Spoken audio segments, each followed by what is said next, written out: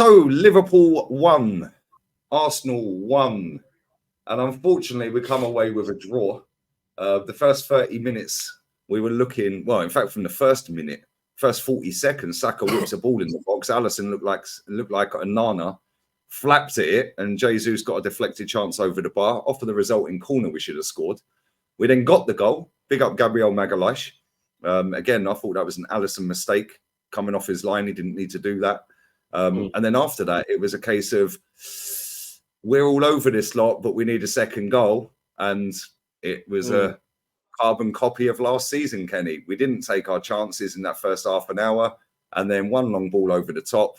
Poor defending from 35, Gabriel and the goalkeeper for me. And they're back in the game. And then after that, we were wobbling a little bit. First half, we're getting at half time. We're like, cool. Second half, we come out. And it was poor. I can't lie. There were some comedy errors in that game. One of them being Odegaard wiping out Zinchenko in a 5-on-1 that Trent spanked on the bar. Yeah. But we had our chances today. We had a lot. Saka, Martinelli. What did you make of it, man? Because for me, that feels like a loss. I can't lie, because they were there for the taking. It feels like a loss. It doesn't. But, you know, you got to remember football's a 90-minute game. And in most quarters, 95 minutes, 100 minutes games, we can't base it on the first like how we started, and we started really quickly, and how we got in amongst Liverpool. That was never sustainable because Liverpool weren't going to have it. Yeah, we scored pretty early in the third minute. Yes, you know, we were playing the ball direct. We weren't playing sideways. We were trying to play incisive passes.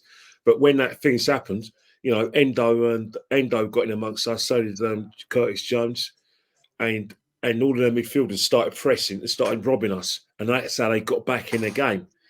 You know, the goal, you know, screams a lot.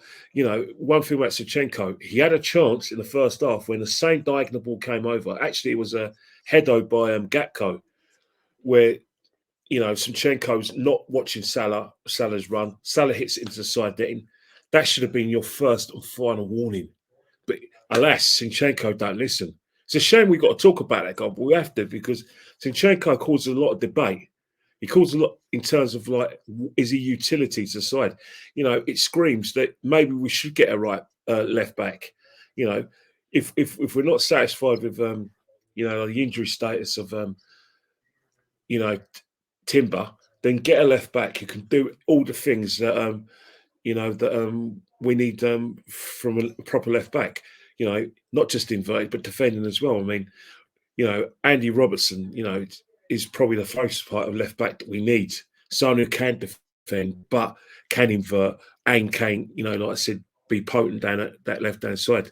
Because Zinchenko, you know, the ball by Alexander-Arnold, the fact that it went to Salah in the first place is criminal. But the fact that Zinchenko, I don't know whether he slipped or not, or whether he panicked or shit himself, but to show him inside on his right foot, to the extent he had one touch. And don't get me wrong, you know, Gabriel, good goal. Well done, mate.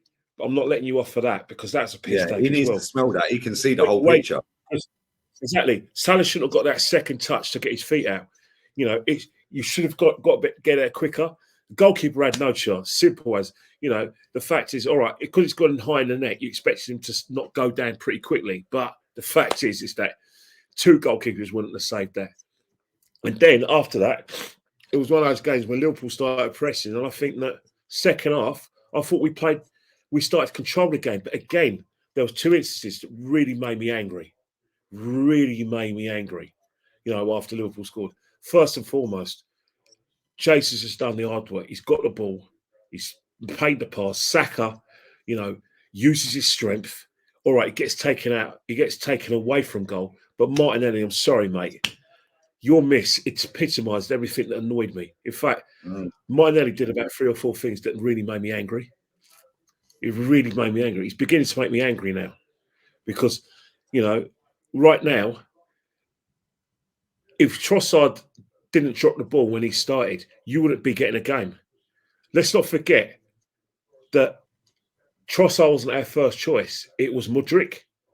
So if you keep on doing this, it's a little wonder that come January, your manager's going to try and replace you again, because he tried to replace you last season and you haven't taken it on board. You scored your 15 goals last season. You know, you played in a team that's challenged for the title. But sorry, You know, you've got to keep on evolving as a player. And right now, you're the same player as you were last season, the season before. You haven't evolved.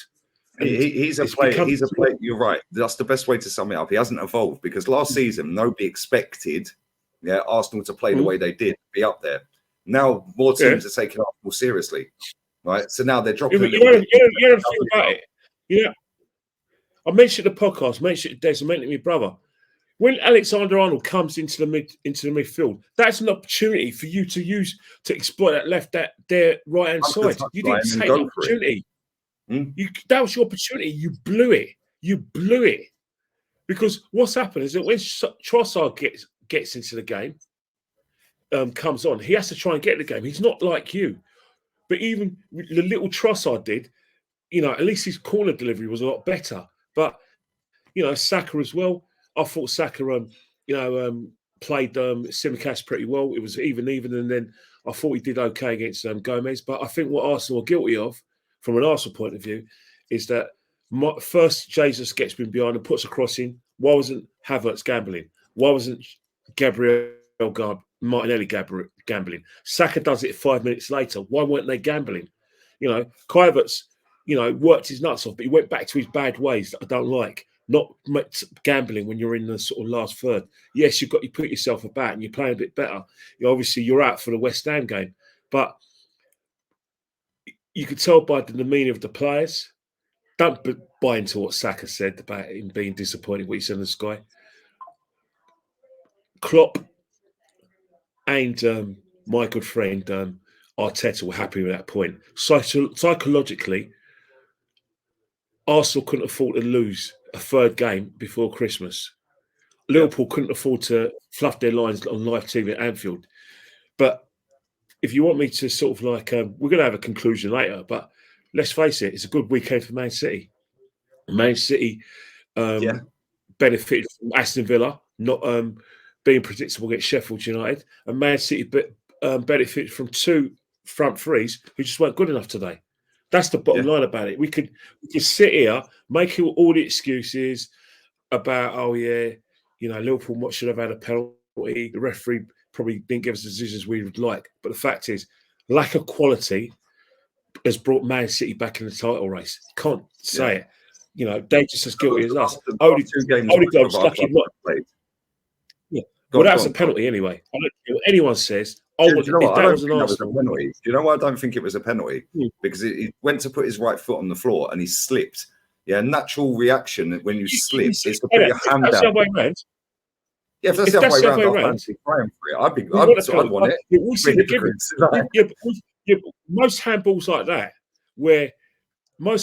that are inadvertently players slipping and getting on their wrong side. And then I can see why it would be given, but for me, that would have been mad harsh. Yeah, it's a natural reaction to put your hand down when you slip. It's a natural reaction, but saying that, you should still, there's other ways of fall. You don't necessarily have to use your hands to keep your fall. You can fall. You can do a dying swan act.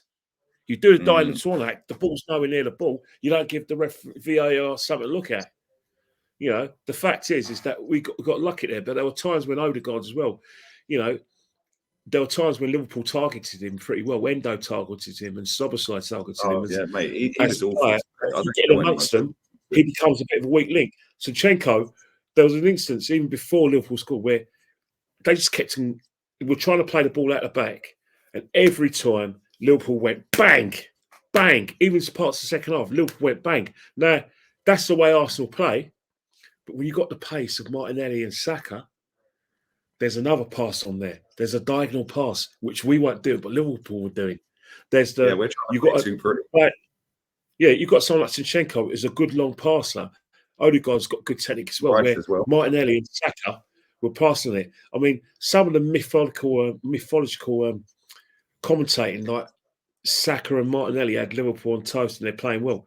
Saka played all right, not Martinelli. Saka I think some of the myth. In the first half, second half, he was poor. Martinelli was poor all game. Yeah, but that's the situation.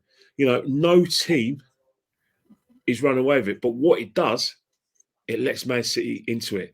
Not just because it's not just the fact that we didn't win the game, it's the performances as well. Man City haven't been at their best. They're drawing games they should be winning. But what keeps Man City in the title race is not winning games, and what stops you from winning games is not being decisive in the last third. No substitutes from both sides made any impact whatsoever. Nunez didn't make an impact. Elliott didn't make an impact for Liverpool, and Gravenberch didn't make an impact for Liverpool as well. But for us, Trossard made no impact. Eddie made no impact. Fair Can't win assessment, football mate. like that. Totally agree with you, mate. Listen, I totally agree with you, Kenny. Yeah, it was two teams that were scared to lose with a lack of quality up front, and we've seen from both of these teams in the last two games against Man United and Brighton, and then today, lack of finishing up front. And the fact that Man City are only 6 points behind with a game in hand, and they have to play us at the Etihad, they're fully in this title race, and they'll walk it again. But listen, make sure you Man City are never out of this title race. If and when they get deducted points, and I don't think it'd be like an Everton-esque 10 points as much as everyone wants. Won't be this season anyway. Think, all right.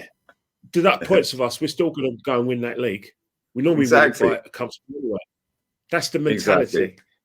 Exactly. Yeah, mate. Listen, the mentality of us is celebrating a draw, apparently, within our fan base. But it's what it is. We don't do that. We're going to do play rating shortly. We're going to do a fan cam with Jez. Check my fan cam out as well. Make sure you check out Ola's show as well, the Fight Week show. He is live right now.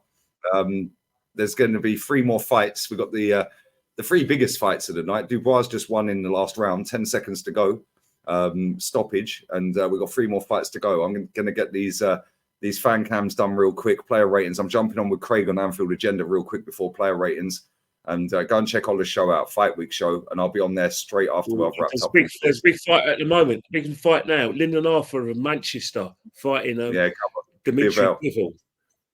So that's going to be a good fight, by the way. That could go either way. Yeah, there's another fight at light heavyweight. The Australian champion has given up his belt.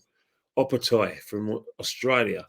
He's another fight that you want to have a look at. So we've got some really good fights here. But in the day, this is a football show. Once again, Arsenal have dropped the ball. Exactly. Merry Christmas. We're going to do the podcast tomorrow, hopefully, and we're out of here, people. Laters. See you later.